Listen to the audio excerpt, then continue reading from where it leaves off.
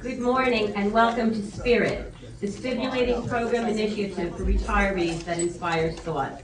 I'm Judy Steinig, Rebbitzin of the Young Israel of Bayside in Queens, New York, and Associate Director, Community Services of the Orthodox Union. It is a pleasure to see all of you here today, many of whom attended our previous program on Tuesday. These programs are sponsored by the Orthodox Union, Congregation Torah.org, and Stage.org. We are proud to offer them these programs in Florida, acknowledging that as people retire, they are looking to nourish their souls and keep themselves energized. That is the goal of the Spirit program, which was so successful in its premiere in Teaneck, New Jersey in the fall, most recently in Boynton Beach, and just 2 days ago here in Boca. We are sure that you will find the sessions today to be interesting, insightful, and meaningful. The Orthodox Union is pleased to partner with Congregation Torah.org and Stage in this venture.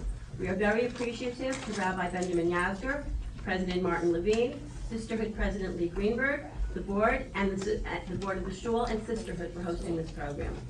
Our first speaker is Rabbi Edward Davis, Mar Dasra of the Young Israel Hollywood Fort Lauderdale.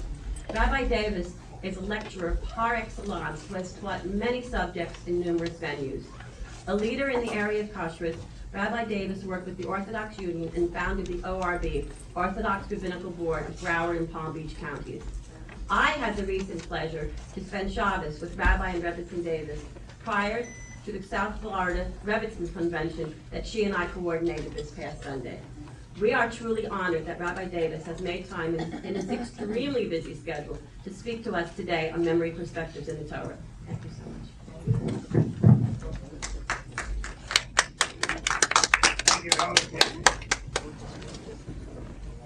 You should have a handout, so you don't have to refer to it just yet. Memory issues abound.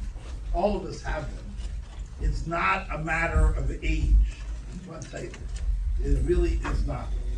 I'm sure that you can remember back when you were a kid and your mother or father yelled at you at one point or another and said to you, "You forget your head if it wasn't attached to you." You're already, you were told to, right?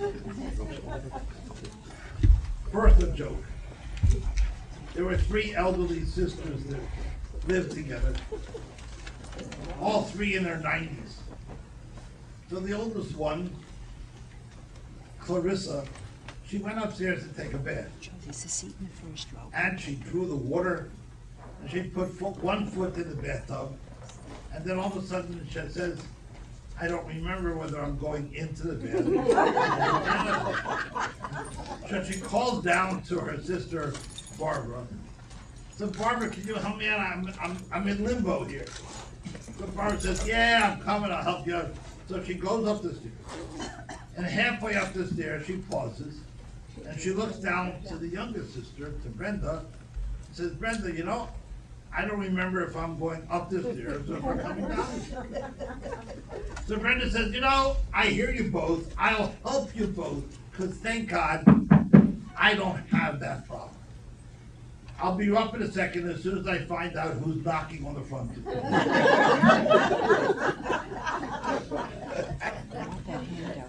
I am sure that more recently, an experience that we do associate with age, but it's not, is you get up from your chair, you go to the next room to get something. Oh man, you're way ahead of me. You know how many heads are going like this. And you get to the next room and you can't remember what you went into. You should know it happens all ages. Teenagers have the same thing. Us probably worse than any other generation. And I mean the time of the 21st century, because we're multitasking. We're in the midst of doing so many other things between the phone and maybe what's in the oven and all the other things that are going on at the same time, that it happens. So you know what they say, psychologists write, big Kiddush, and by the way, it does work. When you stand up from your chair, say out loud, "I'm going to the next room to get a pair of scissors. If you say it out loud, chances are better that you're going to remember when you get to the next room. Now, I realize that that's from a professional. People who deal, psychologists who deal with memory issues. But I'm going to try to show you that Chazal also had all the things, the tricks of the trade, mnemonic devices. Come in a not too distant future, we're going to sit down for the Seder. And at the beginning of the Seder, you start Kadeh Shorchad Karpazia. You know something? That's not part of the Seder. There's no halacha that says you gotta recite Kadeh Shorchad Karpazia. There is no such thing. And in fact, had not some printer put it in the beginning of the Haggadah, you wouldn't have it. You wouldn't even have it. There are 15 steps to the Seder. In order to remember them, they devised a sing-song of Kadeh Shorchad. That's all it is. That's all it is. It's just a memory device to know that's what you're doing. And then they do it to a song. Now the business of the song, this is no, it's not a niggin. It's not part of nusach. It's nothing of the sort. It's a sing-song of learning. Learning has a sing-song. The reason they developed a sing-song was to help us remember. So Kadeh Shorchad, and to sing it, is a memory device that you should know how to proceed in the order it's supposed to be done and to get it done. Now you take a look at the first item on your sheet. It's the last page of the Gemara in Megillah. Amar Rav Shvatya, Amar Rabbi Yochanan. Kol hakorei v'lo ni'ima. If you're reading the Torah, and anybody who reads the Torah without the truf, without singing it properly, v'shoneh v'lo zimra, or he learns without singing the learning, Allah v'katuv omer, v'gam ani natati lehem chukim lo tovim. About that person, we attach the verse that I give you laws that aren't good, because you won't remember them. Now, is it really all that essential that when I learn, I have to sing my learning? You did, again, when we grew up, unlike our grandchildren, when we grew up, you learned how to do Manishtana, now they come in, oh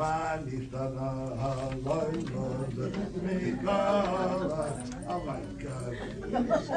Then you should be blessed with a lot of grandchildren. But when all of them get up and do it, why can't they do it a little quicker? We have a rule in our Seder, Kanai Nahar Baruch Hashem, we have plenty of grandchildren. We have a rule that all Divrei Torah are better when accompanying chicken soup. In other words, while we're going through the Seder, no Divrei Torah now. We're going to get through the Seder, and when we start eating, give it your best shot. Want to hear all the Divrei Torah. Because it gets late, and now we're starting late. It really is late. Okay, take a look at the Tosfot. Hashoneh below Zimra. Shahayu regilim the Shanot HaMishnayot Bizimra. When they learn Mishnah, they learn it with a sing-song. The Fi Shahayu Shonin Al Peh, because they were learned by heart. Ba'al Yedei Kach Hayu Nizkarim Yoter. By virtue of doing it in this fashion, it was easier to remember what you were learning. That's the reason we all did Manish. You weren't reading it when it was. It's a learning niggun. That's all it is, a learning niggun. Which is the same thing that you learn Arba goes to Zeke, whatever Mishnah you learn, whatever how the Torah was introduced to you,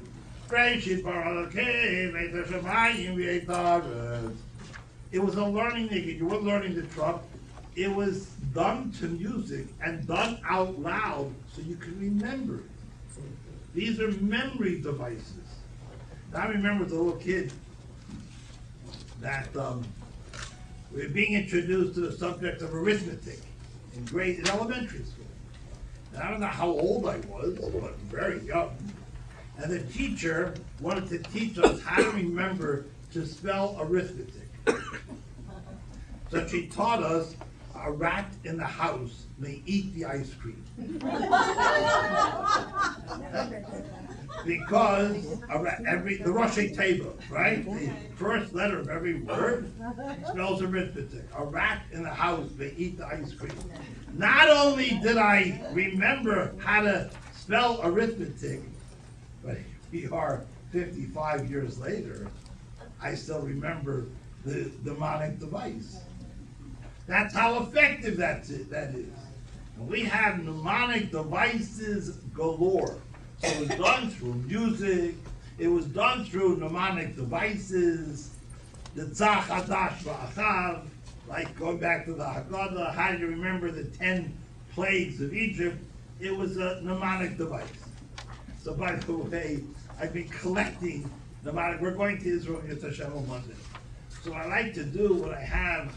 We have Kanai 4 children, various spouses, and 10 grandchildren in Israel. So we get them all together for Shabbos, and I like to develop little quizzes or games at the Shabbos table. So I've been working in my head at least on mnemonic devices to give them and tell them, okay, what is the Rosh table? What does it mean? So what is Barzel? So Barzel is iron, right? But it's a mnemonic device. It's Bilha Rachel, Zilpa Leah. So not only do you remember the 4 wives of Yaakov, but you remember which handmaid went to which daughter, which sister. So Bilha goes to Rachel, Zilpa goes to Leah. It's a mnemonic device, but it stays with you. My kids, 2 of them live in Chashmonaim by Shilat. And there's the Hammers know where it is, I know. There's Shilat, there's a place. Shilat is not a thing. Shilat is Rosh Teva. It's Shiviti Hashem L'Negdi Tamid. But I don't expect them to know what it is. But that's the origin of the name Shilat. And I'm sure no one who lives there knows that that's what the meaning of Shilat actually is. But these were all kinds of mnemonic devices that are in the Gemara, that are in Midrash. Chazal have them, and in post Chazal, of course, we deal with it, because that's how you learn, and that's how you remembered your learning. These devices are there, and they're actually quite adorable, many of them, and believe it or not, quite effective. Quite effective. You know, the Rambam in Moreh Nevuchim, he mentions a list of the function of the neshama. Now we know the function of the goof. The body has definite physical components. There are the senses, the ability, mobility, hearing, vision, all these are goof-oriented. But he goes through what's the neshama doing? What's the job of our soul? And he lists creativity, imagination, memory. The Rambam says that the soul, part of each of us have a neshama, part of that work of the neshama, and of course, we're totally familiar with the importance of remembering. We're going to have one coming up soon in Parshat Zohar, that you have to remember what Amalek did. Of course, there's several psukim in the Torah, and in some of the Siddurim, have a list of the things you're daily required to remember. Yetziat Mitzrayim, what happened to Miriam, there's many Yisudurim. Right after Shachrit gives you a list of the Sheshes, Zichirot, of the 6 things you're supposed to remember. So I know it, memory has a very important part of your identity, is incorporated within this function of remembering things. By the way, the Vilna Gaon in Mishlei, he talks about, okay, I understand what memory is for. What is shichacha for? Why do I have the power of forgetting? I mean, let's face it, memory is a good thing. Why does God instill within us the ability to forget? You want to hear the Vilna Gaon, in Mishlei, he says, sometimes it's very important to be able to forget what happened in order to get on with life. Sometimes it's really the ability that the brain has to bury something is very fortunate that we can put it aside and not be overwhelmed by a certain memory. I mean, I think of Holocaust survivors in particular who must have that ability to forget, to move on. But I like when the Vilna Gaon mentions about certain sickness. Look, you come down, unfortunately we all gone through it, a 24-hour stomach bug, and you're throwing up. In fact, you're spending more time in the bathroom, different parts of your anatomy are working overtime, and you feel terrible.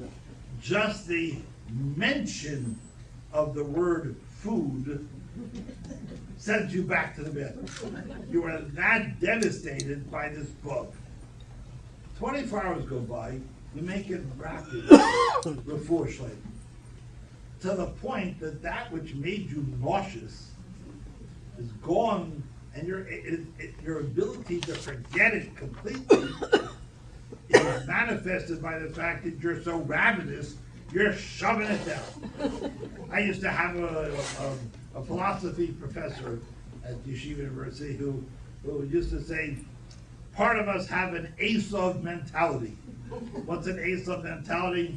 When he's famished, he comes in off the field and he tells Yaakov, Haliteni na minada, pour it in, Jake, pour it in. I mean, you're famished, you can't get enough. What happened to the fact that you were just throwing up? Gone. Memory, gone. Your ability to forget is important in order that you recover and you keep going. So the Vilna Gaon in Mishlei has this aspect of sometimes God gives us the ability to forget, and it's extremely essential that you have that ability. When our family used to go on vacation when the kids were younger, and we used to go up north, go in a van, and we'd spend Shabbos together with other members of the family. And usually I'm not home for Shal Shudas. Usually I'm in Shul for Sudash Lishi. But on vacation it was an opportunity to be together for Sudash Lishi. So we used to sing Smirot, and used to sing some of the songs that I grew up with that are no longer in vogue. So the kids had to suffer a little bit, too bad. But I used to play a memory game with them.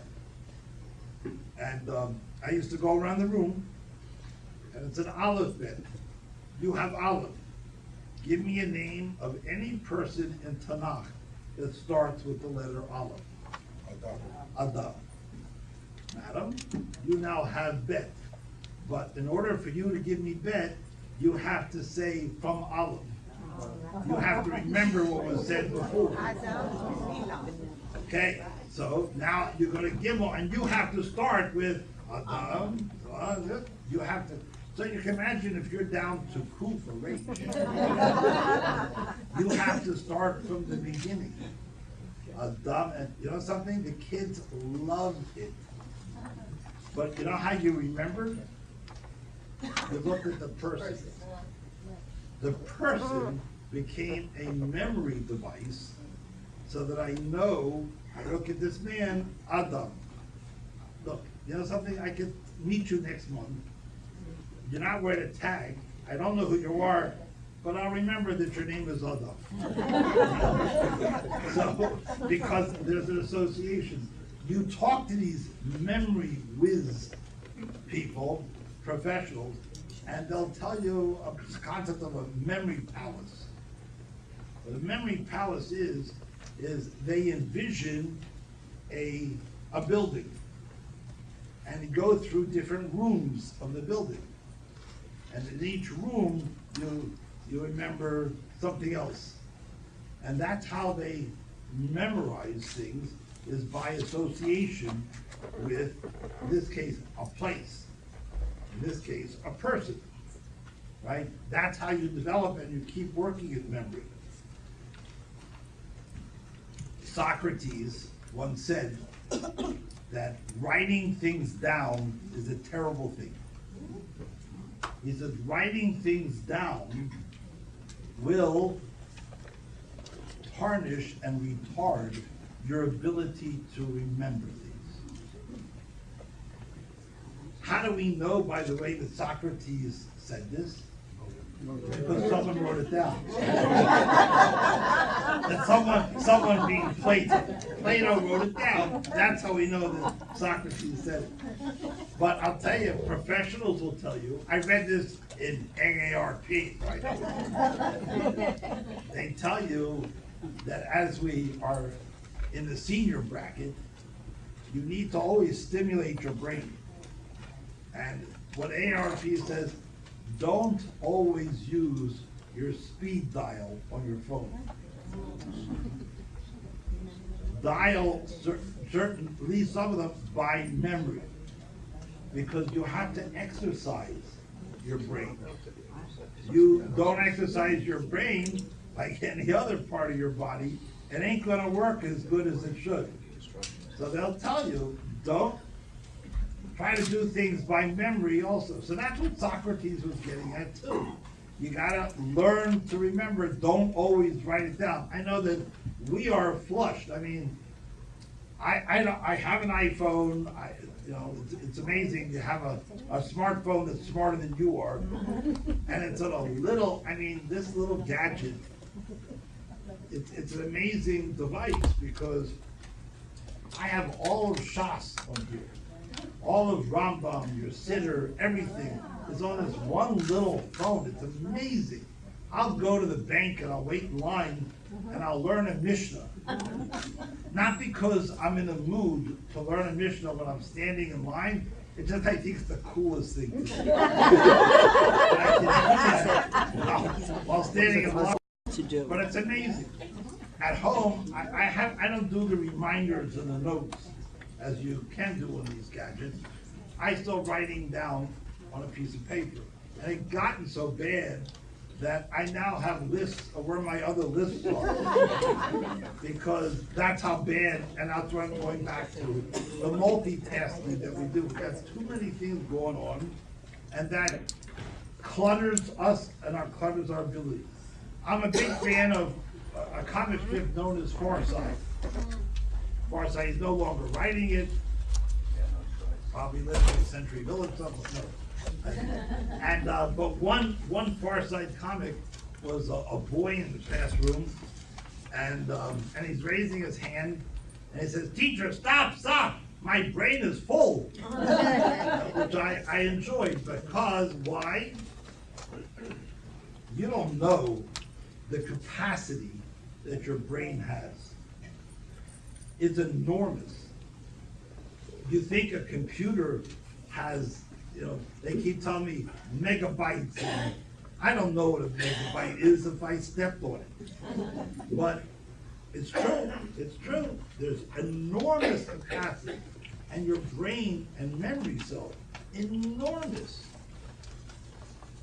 In Asena Harav of Chaim Halevi, he used to be the Sephardi chief rabbi of Tel Aviv. He wrote Tshuvas Asena Harav. And he writes, people ask him, what happens after you pass away and you're going in front of a Kadosh Baruch Hu? And I love those type of questions because what? This rabbi is going to answer because he got an email from somebody.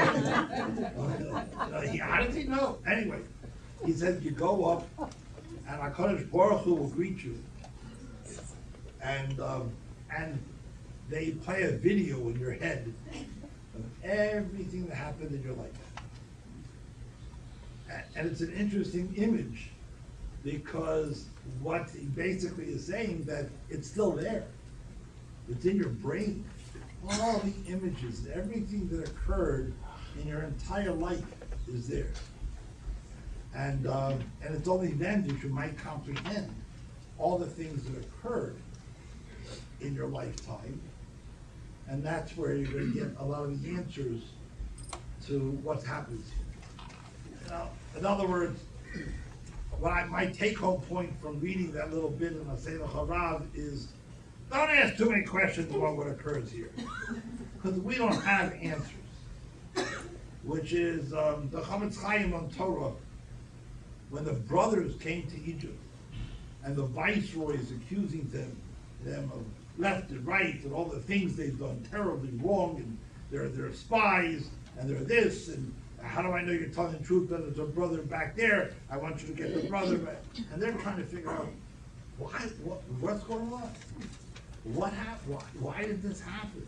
What do we do wrong that we're being accused constantly here from this viceroy? Finally, in Parshat Vayigash, the crescendo reaches a point, and the viceroy says, "Ani Yosef." Chavetz Chaim writes, as soon as the viceroy said, "Ani Yosef," everything was now, they understood. Everything was clear. Chavetz Chaim writes, when you get up there and you hear a voice, "Ani Hashem," then all of a sudden, when you hear that voice, everything that occurred here will become understandable to us. And it's a nice image. Again, is there definitive answers as to what's going to be at that point? I don't know. I really don't. But I find that it's effective. And they're also using this image of the brain being able to recall a lot of the things that have been stored in memory that are not retrievable so easily.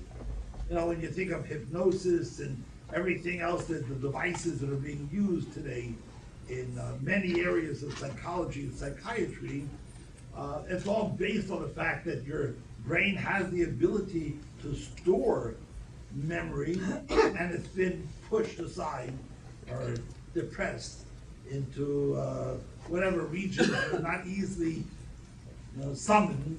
And so sometimes in our life we need the ability to gain that strength in order to summon something that's been back there a long time. So I don't know how it always works, but it's true. I know that the little time that I spend exercising, I know, dear, I should do more. Having a memory problem, remembering when you exercise. That's right. Absolutely. I should do more. But it's interesting because when I do, when I ever clear off the treadmill and get back on it. And so when what do you do when you're on a treadmill? What do you do when you're exercising? You think. If you have in your mind, your mind is moving in many, many different ways. And it's so difficult, by the way, to control it.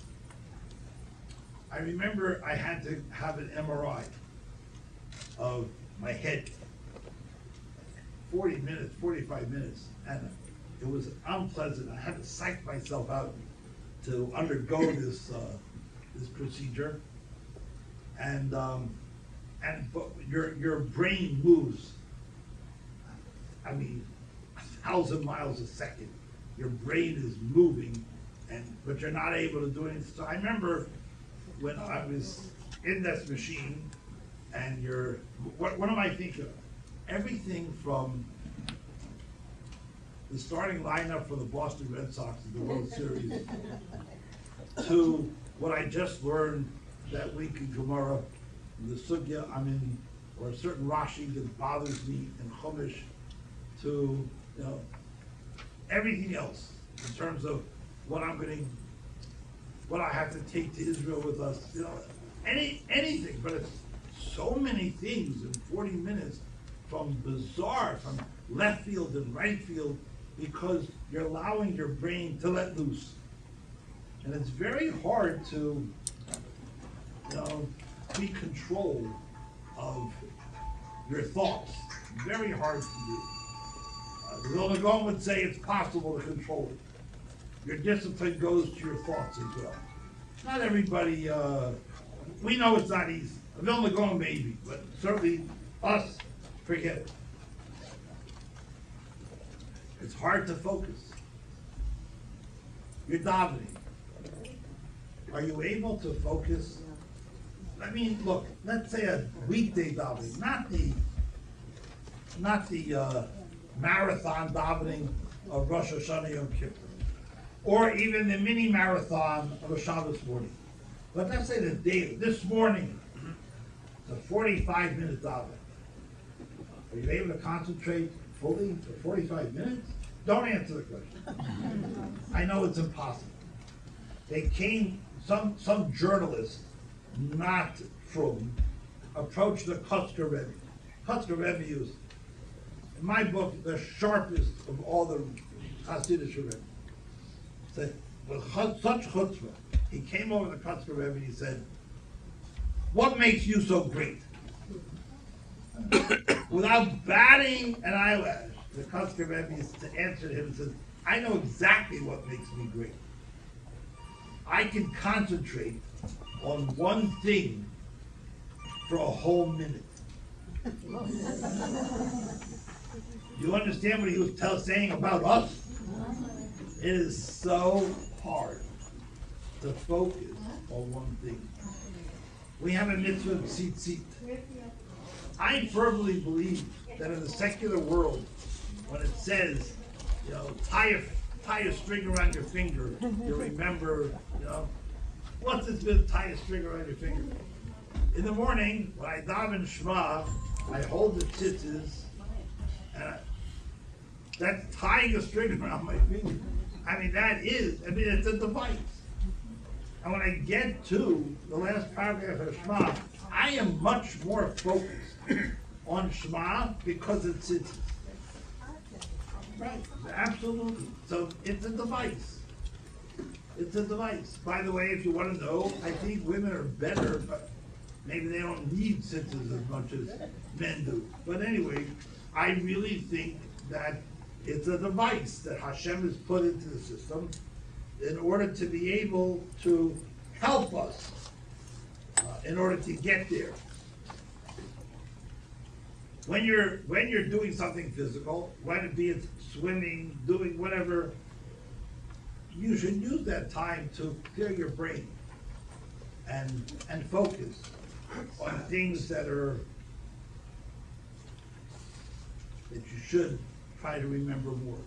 Things that will slow you down, impede your ability to remember: stress, depression.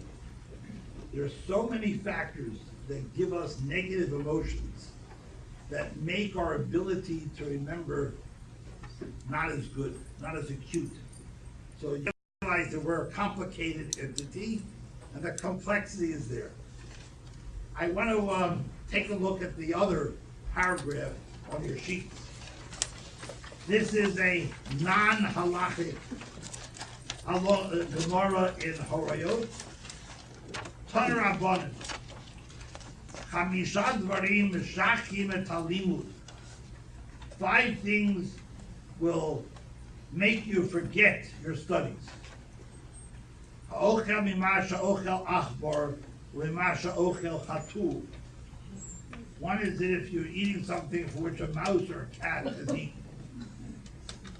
Again, not exactly germane, hopefully, what you have in your apartments here aren't with that entity. Ochel leiv shel behema, eating the heart of a beast. Haragil b'zeitim, eating frequently olives. Hashotem mayim, wait, don't jump ahead of me. That's my problem. Don't jump ahead of me. Hashotem mayim shel shiurei rechitza. I mean, to drink of water that was used for washing. Okay? I'm assuming that used for washing means it was designated for washing, and you're not really drinking it after the person washed it. Mayim shel shiurei rechitza. Hagochet raglov zo al gabe zo. Washing your feet when they're situated one on top of the other. You know, very reminiscent to the way the Kohanim would wash their hands and feet in the Beit HaMikdash. Required some dexterity. If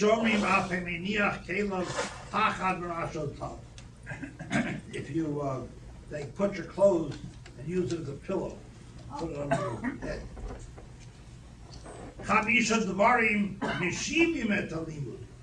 These 5 things will restore your learning.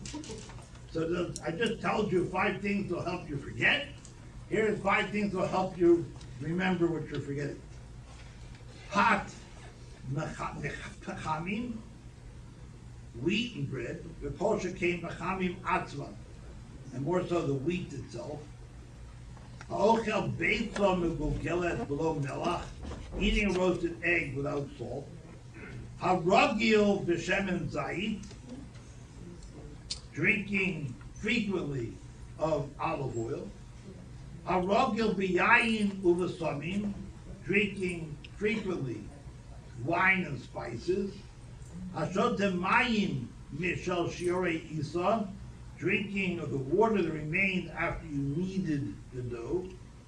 Yesh omrim afatovel et ba'o b'melach, dipping one's finger in salt, and then eating it from your finger. Now, this is not halachic. None of this is brought down in any halacha whatsoever. And you might try to say, "Oh, what are they getting at? Did our rabbis of the Talmudic period do some investigative study of some sort that they came to these items?" The last part of this piece of Gemara gives us an insight of what's going on. Haragil b'shemen zayit, drink a lot of olive oil. L'sayeh lei the Rabbi Yochanan. Dama Rabbi Yochanan. Kishem sha'zayit mishakeach mimud shall shenim shana. Just as eating olives will cause you to forget what you've been learning for 70 years. Kach shemen zayit meishiv limud shall shenim shana. The olive oil will bring it back. What's going on? So if you take a look at some of the historical notation of life in the Mishnaic period. A couple of years ago, I was for now for about 4 years, I've been doing something out of the box in my own show with a thematic Shabbos and a dinner that make the food. The first one I did was a colonial American Friday night dinner, where every item on the menu came from colonial America. So the first item was a recipe I found in Thomas Jefferson's cookbook. It was for fried fish, Jewish fashion. Right? It's in his cookbook. And we made that for the first course. Second course was chicken soup and with matzo balls. Matzo ball recipe, year 1800, Charleston, South Carolina. So every item came from the time zone. And I thought maybe 50 or 70 people would show up and I would cook. My father had a restaurant, did catering on the side, so cooking was in the family. When we got to 200 people, I told my secretary, I'll be in the kitchen all week. Thank God there's one lawyer in our show who does Shabbos catering, and we have a professional chef who's a member of the show. And they said, we're coming in to do it. The 3 of us, we locked the doors in the kitchen, we made everything. And they had to follow my menu, which meant, I told them, no tomato or tomato products. And I had a list of things you may not use, because they weren't at that time. You can't serve soda. The only area which I cheated on was they didn't have dry yeast back then, only wet yeast. And I wasn't gonna start potchking with wet yeast. So everything was, but it was very successful, and the whole programming of the Shabbos, the sermon, the learning, the shir, and the it was all from that time period. And since then, I've done some others. So what I did, one of them I did 2 years ago was a Mishnah Shabbos. And I learned over all the Mishnayos of Maser Sheni and Peah and Demai, these, the Mishnayos that don't have sex appeal. But they give you a full list of every fruit and vegetable they had in the Mishnah period. And then I bought a book written by a non-Jewish fellow, paid too much money for it. But it's interesting if you're into it. And I had menus and recipes for the Roman Senate. The idea was that anything they had in days of the Roman Senate was available in the Mishnah. So if you want to know what soup was the most popular soup in the entire Mediterranean area in the days of the Mishnah. Chicken soup. Lentil soup. So believe it or not, that was the most popular. There's a discussion in the Mishnah whether orez is actually rice or not. Afterwards, after the Gemara, the Rabbanim, the debate, maybe orez is not, when they say orez, it doesn't mean rice. This book says, what's rice doing on the table of a senator from Rome? It says, because Alexander the Great went east, and he brought rice back with him to the entire region. When it says rice in the Mishnah, it means rice. They had rice, even though it was not indigenous. They had lemon juice, but they didn't use it in food. They didn't know how to use it. They used it as mouthwash. So I learned a great deal about the history of food, and I applied it, and we had a great dinner, only items from the Mishnaic period. Why am I onto this here? Olive oil. Originally, they didn't eat olives. You go to Eretz Yisrael, you see an olive growing on the tree. You take it off, make a bracha and eat it. It's the most bitter, foul-tasting thing. You spit it out right away. You know what you have to do to olives to eat it? You have to soak it in brine for God knows how many days in order to make it edible. But olive oil, right away. Squeeze it, olive presses, you know, everywhere in Eretz Yisrael they have olive presses for this. So olive oil was there from the biblical times, but there's no record of eating olives until the Roman period. Now take a look at this Gemara. If you eat olives frequently, it'll make you forget your learning.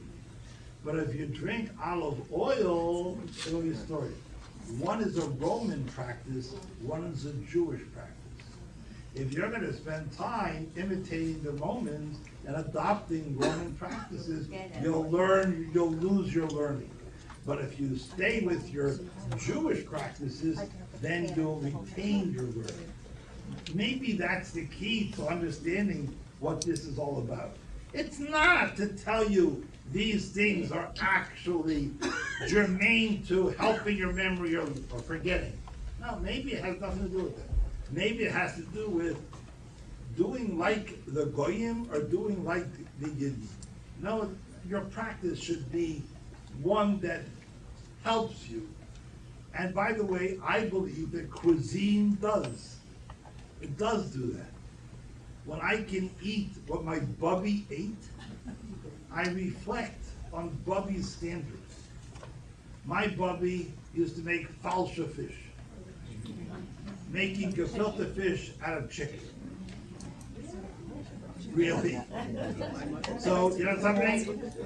I would ask her how she did it. She would tell me. When I was growing up, she wouldn't tell us she was making fish or chicken. We get to her. My mother unfortunately died when I was 11, so we ate at Bubby's house every Shabbos. And Friday night, there was gefilte fish, but some weeks it was made out of fish, and some weeks it was made out of chicken, and she wanted to know whether we could tell. So initially, it was hard. Then, when there was one fork, it was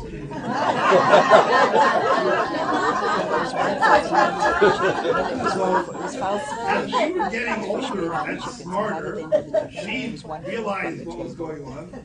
So there was all of a sudden only two. But my father owned a wholesale fish. So I used to call, did Mrs. Bitterman order fish? So I would get to the table and I would smell it. I'd say, Bob, you're losing your touch. It's chicken. You didn't even taste it. I tasted chicken. You're all washed up. You're an old lady. I was such a good grandchild.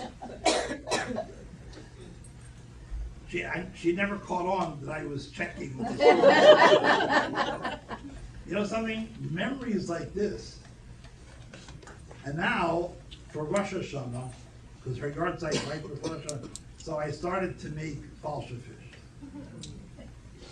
So my father came, all of a sudden, but he used to come every year Rosh Hashanah Kippur, and he would taste the fish. And we'd play a game with our guests. I wouldn't tell him to see how well I got. And he looked at me and say, Bubby would be proud. Do you know how that felt? My father would tell me Bubby would be proud. Sometimes even in food, bringing back memories of your childhood. And by the way, I am fully aware, today more than ever, that what I do with my grandchildren, I am creating memories. And don't ever forget that that's part of your role, of creating memories for your grandchildren. And Baruch Hashem, that's part of it. That's part of it. It's part of the Torah environment. It's part of the ambiance that comes with the aroma, what comes with the taste, because we are linked. If you want to know why my show is successful, or keep growing and growing, we're almost 500 families. We came 30 years ago, it was 40, 45 families. The show runs on its stomach. It's part of it. It's part of it. And there are foods and aromas that trigger memory. There was a writer, Primo Levi. Primo, a Holocaust survivor. In origin, he was a chemist before the war. And then he wrote that he has a short story about a country doctor. Oh, I better finish up.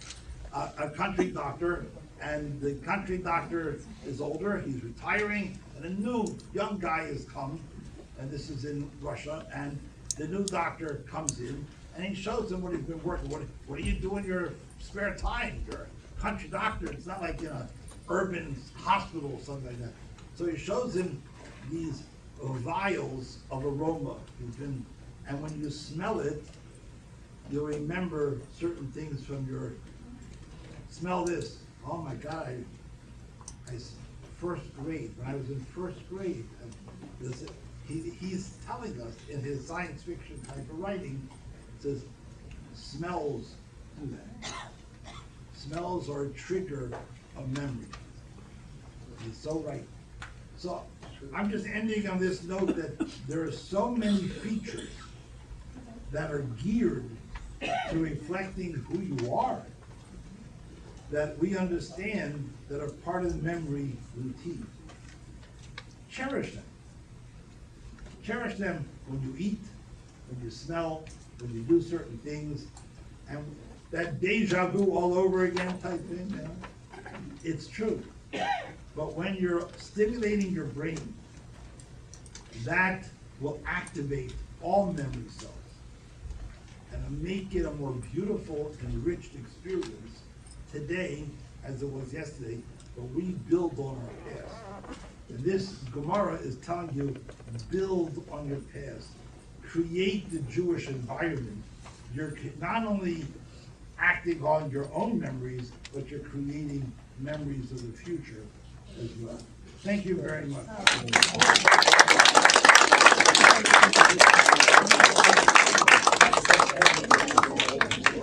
Okay, it's yours.